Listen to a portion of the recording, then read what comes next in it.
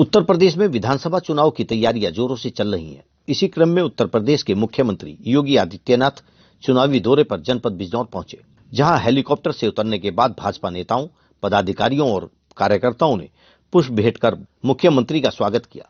योगी ने बिजनौर में जिला अस्पताल का निरीक्षण किया और प्रभावी संवाद कार्यक्रम को संबोधित किया। और इस वैक्सीन का परिणाम है कि थर्ड वेव के प्रभाव को कम करने में इसकी भी बड़ी भूमिका है। मुझे प्रसन्नता है कि भारत के वैक्सीनेशन के कार्यक्रम को उत्तर प्रदेश ने अपने यहां अक्षरशः लागू किया और हम लोगों ने नेशनल एवरेज से अच्छी संख्या में यहां पर वैक्सीन दिए हैं। प्रदेश के अंदर हम लोग 98% से अधिक लोगों को हम लोगों ने अब तक वैक्सीन उपलब्ध करवाए हैं। और अगर मैं जनपद वैक्सीन की डोज पूरे उसमें देखूं तो 25 करोड़ 34 लाख वैक्सीन की डोजेज हम लोगों ने प्रदेश में दी हैं और अकेले बिजनौर जनपद में लगभग 43 लाख 28 हजार वैक्सीन की डोजेज उपलब्ध कराई जा चुकी है। यहां पर जो फर्स्ट डोज दी गई है वो लगभग 97% लोगों को दी गई है और प्रदेश में हम लोग इस लक्ष्य को लगभग 98.5% तक पहुंचा चुके हैं। सेकेंड डोज जिन लोगों ने ली है 64% से अधिक लोगों ने बिजनौर में ले ली है और प्रदेश में लगभग 67% लोगों ने सेकेंड डोज भी ले ली है। 15 से 17 आयु वर्ग के लगभग 53% लोगों को बिजनौर जनपद में वैक्सीन की पहली डोज दी जा चुकी है। प्रदेश में यह लगभग 61% है और प्रिकॉशन डोज जो 60 साल से ऊपर के गंभीर बीमारी से ग्रसित सीनियर सिटीजन्स हैं, उन लोगों के लिए, हेल्थ वर्कर्स के लिए, कोरोना वॉरियर्स के लिए यहां पर 78% लोगों ने प्रिकॉशन डोज ली है। प्रदेश में लगभग 73% लोगों को इस वैक्सीन की डोज उपलब्ध कराई जा चुकी है।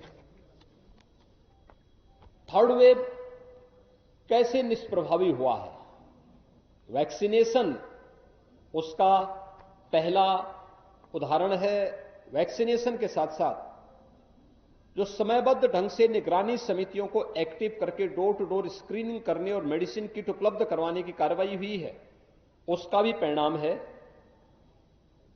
प्रदेश के अंदर अगर हम निगरानी समिति की स्थिति देखेंगे तो उत्तर प्रदेश में 72,000 निगरानी समितियां इस कार्य में लगी हैं और बिजनौर जनपद में 1,500 से अधिक निगरानी समितियां पूरे जनपद में क्रियाशील हैं, जो मेडिसिन की किट बांट रही हैं। हर संदिग्ध व्यक्ति को मेडिसिन किट उपलब्ध कराना, अगले 24 घंटे के अंदर रैपिड रिस्पांस टीम को वहां भेज करके उनका टेस्ट करवाना, ये कार्रवाई चल रही है और उसका परिणाम है कि कोविड के प्रभाव को पूरी तरह नियंत्रित करने में सफलता प्राप्त हुई है। सेकेंड वेव के दौरान ऑक्सीजन की कुछ क्राइसिस देखने को मिल रही थी और इसीलिए उस समय प्रधानमंत्री मोदी जी ने भारत सरकार के सहयोग से ऑक्सीजन की आपूर्ति में बड़ा सहयोग किया था। खासतौर पर उस समय ऑक्सीजन स्पेशल ट्रेन चलाई गई थी, एयरफोर्स के विमानों के माध्यम से ऑक्सीजन की आपूर्ति करवाई गई थी और उसका परिणाम रहा कि सेकेंड वेव को नियंत्रित करने के बाद ऑक्सीजन में हर जनपद को आत्मनिर्भर बनाने की कार्रवाई प्रारंभ हुई थी। जनपद बिजनौर में 4 ऑक्सीजन प्लांट इस दौरान लगे और चारों क्रियाशील हो चुके हैं। प्रदेश में हम लोगों ने 558 ऑक्सीजन प्लांट लगाए, जिनमें से 551 क्रियाशील हो चुके हैं और वे वहां पर अपनी सेवाएं प्रदान कर रहे हैं। थर्ड वेव में जो ओमिक्रॉन वेरिएंट आया है कोविड का, यह पूरी तरह नियंत्रण में है। इसमें संक्रमण तीव्र है, लेकिन जिन लोगों ने वैक्सीन की डोज ले ली है उन पर ये बहुत ज्यादा प्रभाव नहीं डाल पा रहा है और यही कारण है कि हॉस्पिटल में जो पूरे प्रदेश के अंदर हम देखते हैं तो मात्र 1% लोग हॉस्पिटल में हैं और यहां बिजनौर जनपद में जो एक्टिव केस हैं तो उसमें लगभग 841 जो एक्टिव केस हैं उसमें से एक पेशेंट हॉस्पिटल में है जिन्हें अभी हम देख करके आए हैं। यानी बहुत ही कम स्थिति है, लोग होम आइसोलेशन में हैं, उनका इंटीग्रेटेड कोविड कंट्रोल सेंटर से उनकी निगरानी की जा रही है। प्रदेश के अंदर भी अब ये मामले लगातार कम होते जा रहे हैं, ये नियंत्रण की स्थिति है और मैं आज के इस अवसर पर पूरे प्रदेश वासियों से और जनपद बिजनौर वासियों से भी अपील करूंगा कि कोरोना से डरने या भागने की आवश्यकता नहीं, घबराने की भी आवश्यकता नहीं, हां सावधानी और सतर्कता की आवश्यकता है। ये महामारी है, इस सदी की सबसे बड़ी महामारी है। इसमें सावधानी और सतर्कता से ही हम जीवन और जीविका को बचा सकते हैं। जीवन और जीविका को बचाने की जो एक जद्दोजहद पूरे देश के अंदर चली है और उस कोरोना को परास्त करने की इस मुहिम में कोरोना की जो गाइडलाइन है इसका पालन हर व्यक्ति करेगा तो कोरोना पर प्रभावी नियंत्रण करने में हमें सफलता प्राप्त हो जाएगी।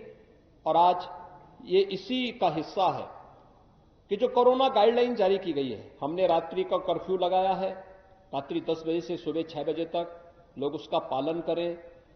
दूसरा ये भी प्रयास किया गया है कि हमारे जो यूथ है 15 से 17 वर्ष तक का वह सभी युवा वैक्सीन ले ले। स्कूल कॉलेजेस में संक्रमण न हो इसके लिए बंद किए गए हैं, तात्कालिक एहतियातन उन्हें बंद रखने का आदेश दिया गया है।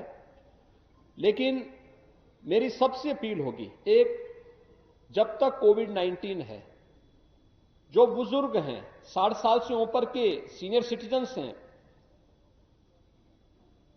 वे घर के बाहर निकलने से थोड़ा बचें। इसके उपरांत मुख्यमंत्री योगी आदित्यनाथ जनपद बिजनौर के नजीबाबाद पहुंचे, जहां भाजपाइयों द्वारा उनका भव्य स्वागत किया गया। इस मौके पर योगी आदित्यनाथ ने प्रभावी संवाद कार्यक्रम को संबोधित करते हुए विपक्षी दलों पर तंज कसते हुए कहा कि भाजपा सरकार की कार्रवाई से विपक्षी दलों को तकलीफ हो रही है, जबकि विपक्ष की सरकार में उत्तर प्रदेश में केवल भ्रष्टाचार, गुंडाराज और दंगे होते थे, जबकि भाजपा की सरकार में प्रदेश के विकास के लिए काम किया जा रहा है। उन्होंने सभी से आगामी चुनाव में भाजपा प्रत्याशियों को जिताने का आह्वान किया। नजीबाबाद के उपरांत मुख्यमंत्री योगी आदित्यनाथ धामपुर पहुंचे। धामपुर पहुंचने पर भाजपा प्रत्याशी अशोक कुमार राणा सहित भाजपाइयों ने मुख्यमंत्री को पुष्प भेंट कर उनका भव्य स्वागत किया। इसके उपरांत मुख्यमंत्री कार्यक्रम स्थल पहुंचे, जहां विधायक अशोक कुमार राणा तथा राणा प्रियंकर सिंह ने स्मृति चिन्ह भेंट कर मुख्यमंत्री योगी आदित्यनाथ को सम्मानित किया। इस मौके पर मुख्यमंत्री योगी आदित्यनाथ ने प्रभावी संवाद कार्यक्रम को संबोधित करते हुए कहा कि पहले उत्तर प्रदेश में जनता को घरों में कैद करने के लिए दंगा होता था, जिलों में कर्फ्यू लगा दिया जाता था। पिछली सरकारों में दंश झेलने के बाद प्रदेश की जनता ने भाजपा का सुशासन भी देखा है। वहीं मुख्यमंत्री ने धामपुर के नाम की व्याख्या करते हुए कहा कि धामपुर का नाम धाम से जुड़ा है, धाम पवित्रता से जुड़ा है और पवित्रता कमल से मिलती है।